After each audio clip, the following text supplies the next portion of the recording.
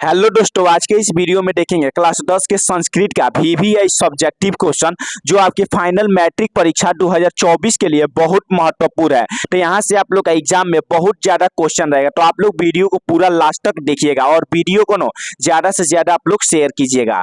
देखिए पहला क्वेश्चन कर रहे हैं ना, कुल की रक्षा कैसे होती है। कुल की रक्षा कैसे होती है? तो देखिए व्यक्ति के अच्छे आचरण से वंश या कुल की रक्षा होती है। व्यक्ति के अच्छे आचरण से वंश या कुल की रक्षा होती है। अगला क्वेश्चन कर रहे हैं ना, पंडित किसे कहा जाता है। पंडित किसे कहा जाता है? देखिए एग्जाम में क्वेश्चन पूछता है पंडित किसे कहा जाता है। तो देखिए सभी जीवों को जानने वाला, अपने कर्म के योग के तरह जानने वाला और मनुष्य के उपाय को जानने वालों को पंडित कहा जाता है। देखिए सभी जीवों के बारे में जानने वाला, अपने कर्म के बारे में जानने वाला और मनुष्य के उपाय के जानने वाले को पंडित कहा जाता है। अगला क्वेश्चन कर रहे हैं ना, अगला क्वेश्चन, नदी और विद्वान में क्या समानता है। नदी और विद्वान में क्या समानता है? तो देखिए जिस प्रकार नदी अपना नाम रूप छोड़कर समुद्र में मिल जाती है, उसी प्रकार विद्वान व्यक्ति अपने कर्म को छोड़कर ईश्वर को प्रदान हो जाते हैं। जिस प्रकार नदी होता है वो अपना नाम और रूप को छोड़कर समुद्र में मिल जाती है, उसी प्रकार विद्वान व्यक्ति अपने कर्म को छोड़कर ईश्वर को प्रदान हो जाते हैं। तो देखिए जो नदी होता है, कितनी भी बड़ी नदी क्यों न हो, वो अपना नाम को छोड़कर समुद्र में एक न एक दिन मिल जाती है। उसी प्रकार विद्वान व्यक्ति जितना पढ़े लिखे हैं वो सब ईश्वर को प्रदान हो जाते हैं, बल्कि उनका कर्म यहीं पर रह जाता है। कर्म को छोड़कर ईश्वर को प्रदान हो जाते हैं। अगला क्वेश्चन कर रहे हैं ना, पटना का वर्णन अपने शब्दों में करे। पटना का वर्णन अपने शब्दों में करे। तो देखिए पटना बिहार राज्य की राजधानी है। पटना गंगा के पावन तट पर बसा हुआ है। पटना है ना वह बिहार राज्य की राजधानी है। यह गंगा नदी के किनारे पर बसा हुआ है। यहाँ पर प्राचीन सभ्यता जैसे सचिवालय, गोलघर, तारामंडल, महावीर मंदिर देखने योग्य है। देखिए यहाँ पर ना पुरानी सभ्यता यानी प्राचीन सभ्यता जैसे सचिवालय हो गया, गोलघर हो गया, तारामंडल हो गया, महावीर मंदिर हो गया, गुरुद्वारा हो गया, ये सब क्या है देखने योग्य है, मतलब वहाँ की दर्शनीय स्थल है। अगला क्वेश्चन देखिएगा ना, अगला क्वेश्चन कर रहा है, आलसी पुरुषों की पहचान कैसे हुई। आलसी पुरुषों की पहचान कैसे हुई? तो देखिए आलसी पुरुष ना जब रात में सोए थे तो उनके झोपड़ी में आग लगा दी गई। जब आग लगी तो आग कर देखकर धूर्त लोग भाग गए, आलसी लोग वहीं पर रह गए। देखिए आलसी पुरुषों को ना पहचान करने के लिए क्या किया गया, उनके झोपड़ी में आग लगा दिया गया। जहां पर वह लोग सोते थे वहां पर आग लगा दिया गया। आग लगने के बाद ना जितने चालाक लोग थे वहां से भाग गए और आलसी लोग का वहीं पर रुक गए। तो इसी प्रकार आलसियों की पहचान की गई। जो धूर्त यानी चालाक लोग थे वो सबका हुए भाग गए और आलसी लोग वहीं पर रुक गए थे, तो आलसी लोगों की पहचान हो गई। अगला क्वेश्चन कर रहे हैं ना, अगला क्वेश्चन देखिएगा, विवाह संस्कार पवित्र संस्कार है कैसे। विवाह संस्कार नो पवित्र संस्कार है कैसे? तो देखिए विवाह संस्कार एक पवित्र संस्कार माना जाता है क्योंकि इस संस्कार में लोग गृहस्थ जीवन में प्रवेश करते हैं।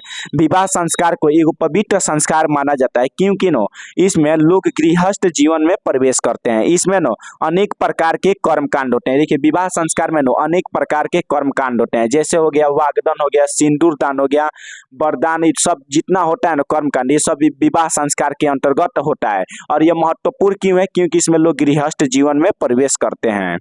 अगला क्वेश्चन कर रहे हैं ना, कर्मवीर कथा पाठ से हमें क्या शिक्षा मिलती है। कर्मवीर कथा पाठ से हमें क्या शिक्षा मिलती है?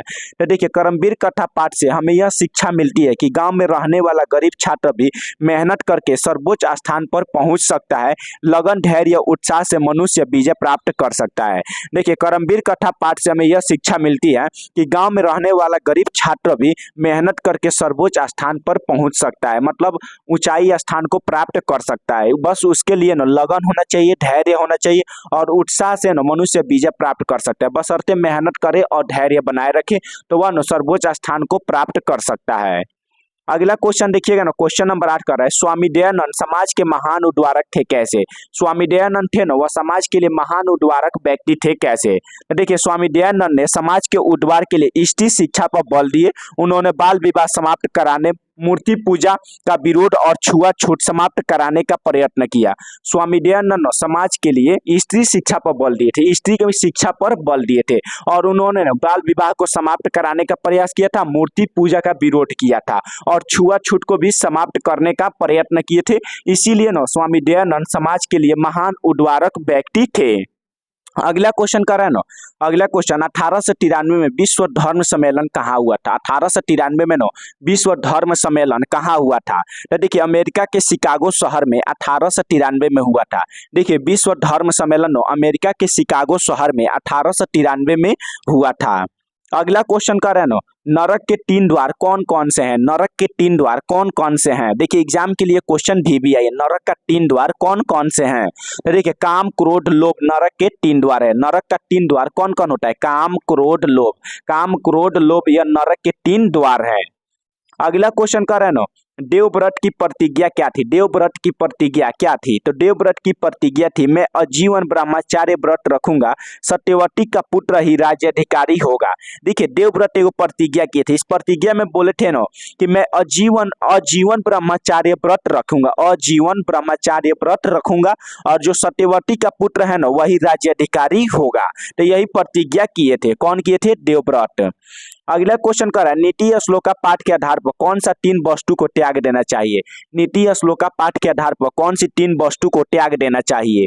तो देखिए काम क्रोध और लोभ को त्याग देना चाहिए, इसमें लिप्त रहने वालों का नाश हो जाता है। देखिए नीति श्लोका के पाठ पर हमें काम क्रोध और लोभ को त्याग देना चाहिए, इसमें जो जो व्यक्ति रहते हैं उनका नाश हो जाता है। अपने को बचाने के लिए इसे त्याग देना चाहिए। देखिए अपने को बचाने के लिए ना इन तीनों को त्याग देना चाहिए, काम क्रोध और लोभ को त्याग देना चाहिए। अगला क्वेश्चन देखिएगा ना। अगला क्वेश्चन कर रहा है, व्याघ्र पट्टिक कथा पाठ से हमें क्या शिक्षा मिलती है। व्याघ्र पट्टिक कथा पाठ से हमें क्या शिक्षा मिलती है। तो देखिए व्याघ्र पट्टिक कथा में सोने के कंगन के लोभ के कारण पाठिक मारा गया। व्याघ्र पट्टिक कथा में सोने के कंगन के लोभ के कारण पाठिक को मारा गया। इससे यही शिक्षा मिलती है कि हमें लोभ नहीं करना चाहिए। देखिए लोभ वह लड़का पाठिक किया था तो उसको क्या हुआ, बाघ मार दिया। तो इसीलिए हमें लोभ नहीं करना चाहिए, लोभ में कभी नहीं फंसना चाहिए। अगला क्वेश्चन कर रहे हैं ना। अगला क्वेश्चन देखिए, आप लोग हम जितना क्वेश्चन करा रहे हैं सब एग्जाम के लिए VVI क्वेश्चन है, तो आप लोग वीडियो को रिपीट देखिएगा ताकि आप लोग को मतलब एग्जाम तक याद रहे। आप लोग का एग्जाम बहुत नजदीक आ चुका है, तो आप लोग अभी चैनल को सब्सक्राइब कर लीजिए। और इस पर ना सभी विषय का मतलब VVI क्वेश्चन करा रहे हैं। फिजिक्स का वीडियो 2 डाल चुके हैं, तो आप लोग जाकर ना प्ले लिस्ट में देख लीजिएगा। क्लास 10 साइंस का प्ले लिस्ट में जाइएगा तो वहाँ पर आप लोग को साइंस का पूरा वीडियो मिल जाएगा। देखिए इसमें क्वेश्चन कर रहा है, भारत महिमा पाठ के अनुसार हमारी मातृभूमि कैसी है। भारत महिमा पाठ के अनुसार हमारी मातृभूमि कैसी है। तो देखिए भारत प्रसिद्ध राष्ट्र है, यहाँ एकता में जीवन संचरित होती है। यहाँ एकता में जीवन संचरित होती है। यहाँ की धरती पर सोना उपस्थित है। यहाँ की धरती पर सोना उपस्थित है। गंगा यमुना जैसे पवित्र नदी यहाँ पर बहती है। हमारी मातृभूमि हर तरह से भरी पूरी है। देखिए कह रहा है ना, भारत वर्ष प्रसिद्ध राष्ट्र है, यहाँ एकता में जीवन संचरित होती है। यहाँ ना एकता में जीवन की संचरित होती है। यहाँ की धरती पर सोना उपस्थित है। भारत की धरती पर सोना उपस्थित है। गंगा यमुना जैसे पवित्र नदी यहाँ पर बहती है। हमारी भारत भूमि हर तरह से भरी पूरी है। तो देखिए भारत महिमा पाठ के अनुसार हमारी मातृभूमि की बहुत विशेषता मतलब बहुत बढ़िया से बताया गया है कि यहाँ पर गंगा यमुना जैसे नदी बहती है, यहाँ की धरती सोना है। तो देखिए जितना भी हम क्वेश्चन कराएं इसमें 14 क्वेश्चन कराएं, तो 14 क्वेश्चन को आप लोग एक बार रिपीट देख लीजिएगा ताकि आप लोग का मतलब पूरा क्लियर हो जाए। देखिए एग्जाम आप लोग का 1 महीना बचा है, तो आप लोग ना बस जितना हम क्वेश्चन VVI करा रहे हैं तो आप लोग बस क्वेश्चन देखिए। आप लोग हम गारंटी दे रहे हैं कि आपके एग्जाम में मतलब एक भी क्वेश्चन आप लोग का नहीं छूटेगा, सब आप लोग बना कर आइएगा। तो आप लोग वीडियो को लाइक करिएगा और ज्यादा से ज्यादा शेयर कीजिएगा।